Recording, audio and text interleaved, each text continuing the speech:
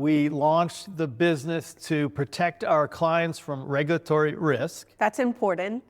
At the time, there was an onslaught of regulation. I call it the volume, the velocity, the complexity, and then the enforcement.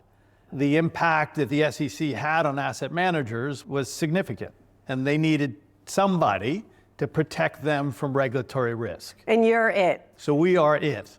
So when you say they needed someone, the fund managers, to protect them from regulatory risk, how has your role changed and evolved, or is it the same?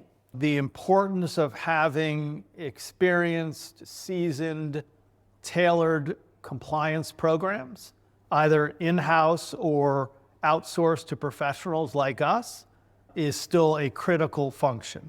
We are best with firms that are smaller, that either have their chief compliance officer is also the CFO, the COO, some other leader in the firm, and they don't have the expertise or frankly the time to focus on compliance in a way that is meaningful and that keeps them out of trouble.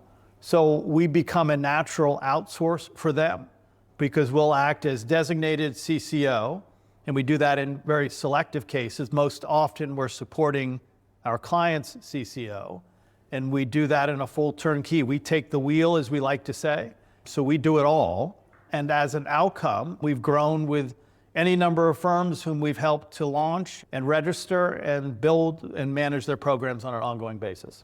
That's really important. I love that you keep people out of trouble. And maybe some new fund managers, emerging fund managers, they don't realize the importance of, if you don't have a chief compliance officer in-house, you have that attorney that's forming the legal docs, fund formation, you have a fund administrator, whether it be Apex Group or someone else, but that missing piece is quite often the compliance piece, the CCO. What are the benefits or the disadvantages of in-house CCO versus outsourcing, for example, to Chenery? The SEC frowns upon an executive wearing too many hats, and then the natural outcome of that is that they don't have the time to spend on compliance, and it's likely that they're not as skilled in compliance. So we offer a solution which is cost effective, but offer that expertise in an outsourced model.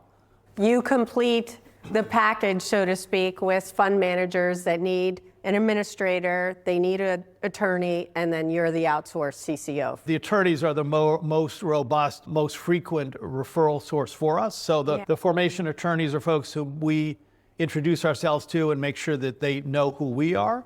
And vice versa. We're part of that advice team, being at fund admin, being at the formation attorney and compliance, all in helping firms to launch, build the right infrastructure so that they can succeed.